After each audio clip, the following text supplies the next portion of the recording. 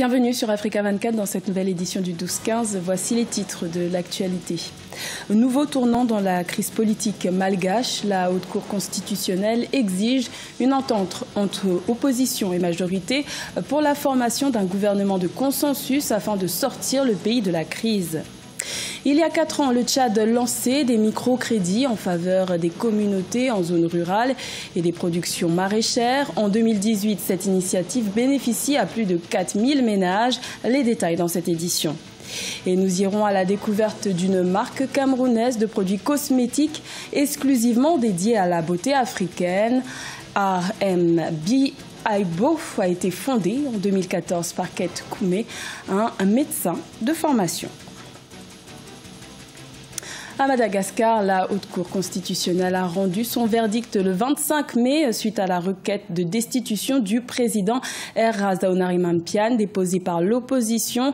La plus haute juridiction du pays a décidé de maintenir le chef de l'État à son poste mais ordonne la nomination d'un gouvernement de consensus pour sortir le pays de la crise qui persiste depuis le 21 avril 2018. Ashley Duprat. Nouveau tournant dans la crise malgache.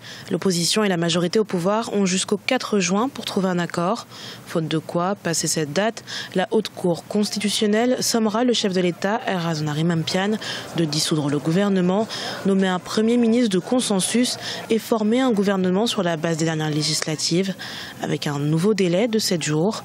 Le pouvoir appelle donc à une négociation. La décision de la Haute Cour constitutionnelle nous appelle à une négociation. Alors nous sommes ouverts à toute négociation. Du côté de l'opposition, au lendemain de la décision rendue par la plus haute juridiction du pays le 25 mai, les réactions fustigent. Certes, la HCC a reconnu les manquements du président par rapport à l'installation de la Haute Cour de justice, qui de base était la requête des députés. Mais la déchéance du président, réclamée quant à elle par l'opposition, n'a pas été validée par l'instance constitutionnelle. Si l'arrêt de la HCC représente une victoire partielle pour l'opposition, pour certains observateurs, elle présente une décision à double tranchant pour le président. Il lui donne une chance de se représenter aux élections étant donné qu'il ne sera pas déchu parce qu'une déchéance implique qu'il perd tous ses droits en tant qu'ancien chef d'État. Il ne pourra plus se présenter à une élection, à un mandat électif. Après, en principe, une élection durant la saison sèche devrait se faire avant le début du mois de novembre. Donc si le président de la République veut se présenter aux élections, il devra démissionner 60 jours avant la date du premier tour, ce qui implique éventuellement une décision au mois de juillet ou bien dans ces eaux-là. Donc il devra quitter le pouvoir plus tôt que prévu. Reste à voir comment les 140 partis politiques recensés en 2015 sur la Grande Île vont interpréter la décision de la plus haute juridiction du pays. Une chose est néanmoins sûre, ce gouvernement, accompagné par la CENI, aura pour tâche d'organiser les élections anticipées pendant la saison sèche, ce qui revient au mois de septembre 2018. Également dans l'actualité, au Cameroun, Abdoulaye Babalé, le directeur général d'Elecam, a été reconnu coupable de faute lourde le 25 mai par le Conseil électoral réuni en session extraordinaire à Yaoundé. Il est notamment accusé de gestion opaque et calamiteuse de ressources humaines, matérielles et financières de la structure électorale.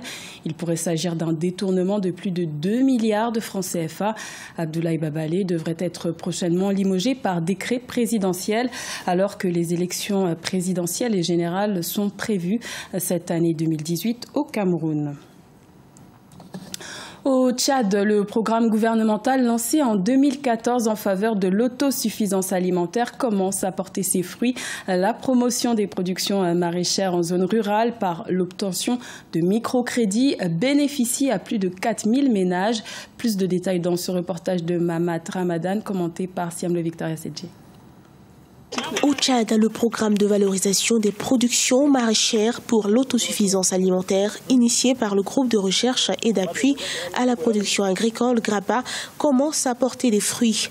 4 ans après son lancement, environ 168 groupements villageois ont bénéficié des microfinancements pour développer les cultures de contre-saison. À ce jour, plus de 4000 ménages ruraux vivent directement des revenus générés par les activités agricoles soutenues par le programme. Nous avons octroyé environ 350 millions de francs CFA et au cours de la mise en œuvre du projet, on s'est rendu compte que le volet formation est extrêmement important. C'est pour cette raison que nous avons créé un centre régional de technologie agricole ici à Massénia.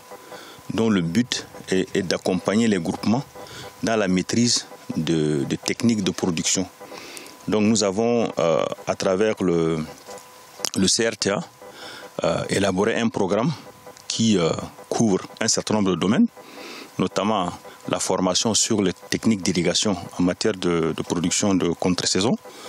Nous dispensons également des formations sur la production du compost, qui est une alternative à l'utilisation des engrais chimiques.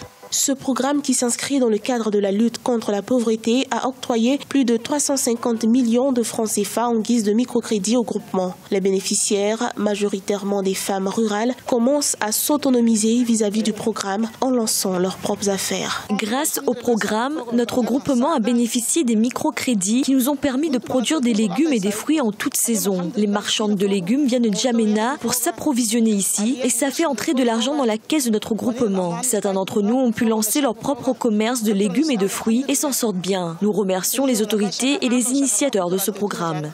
Par ailleurs, rappelons que le Centre régional de technologie agricole, avec le soutien du gouvernement tchadien, compte réaliser une dizaine de forages qui seront équipés des systèmes de pompage solaire pour aider les groupements villageois à mieux irriguer leurs plantations. Le Tchad qui subit une nouvelle grogne sociale, une grève illimitée dans la fonction publique doit débuter ce lundi 28 mai suite à l'appel de la plateforme intersyndicale tchadienne. Les fonctionnaires exigent le paiement de leur salaire intégral comme conclu avec le gouvernement lors d'un accord signé à la mi-mars. Cette décision intervient 24 heures après le rendez-vous manqué entre le chef de l'État et les responsables syndicaux.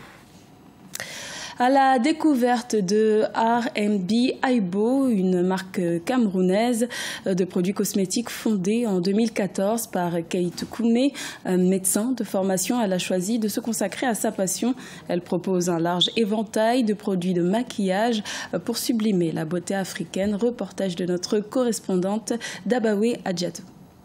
Le make-up prend de l'ampleur au Cameroun. Un visage aux allures de star hollywoodienne se présente comme la nouvelle tendance des femmes camerounaises pour captiver un regard dans la rue. Kate Koumé est une Camerounaise qui a créé sa propre ligne de produits cosmétiques dénommée R&B Aibo. Des produits qui s'accommodent facilement au teint africain. Aujourd'hui, sa ligne de produits est très sollicitée par les femmes du terroir.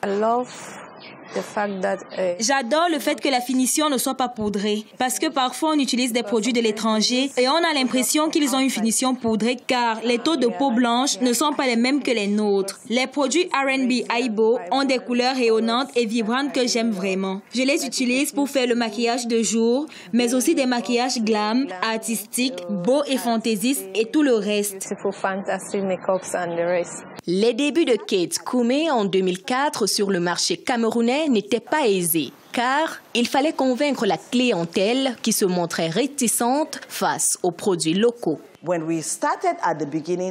Quand nous avons commencé, c'était difficile. Les Camerounais s'interrogeaient sur nos produits. Oh, c'est camerounais. Et ils disaient préférer acheter une autre marque étrangère plus connue, peu importe sa provenance. Lors des maquillages, nous faisons recours à nos produits R&B Aibo.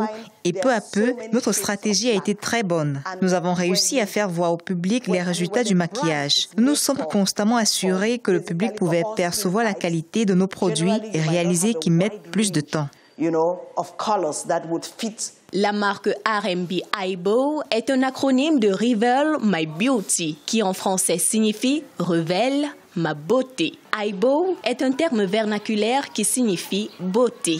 Au fil des années, Kate Koumé a su faire désirer ses produits dans les villes de Yaoundé et Douala. Ces produits sont utilisés dans de nombreux événements à l'instar de Miss Cameroun. Dans son institut de beauté, Kate Koumé dispense également des cours de make-up aux femmes et aux hommes.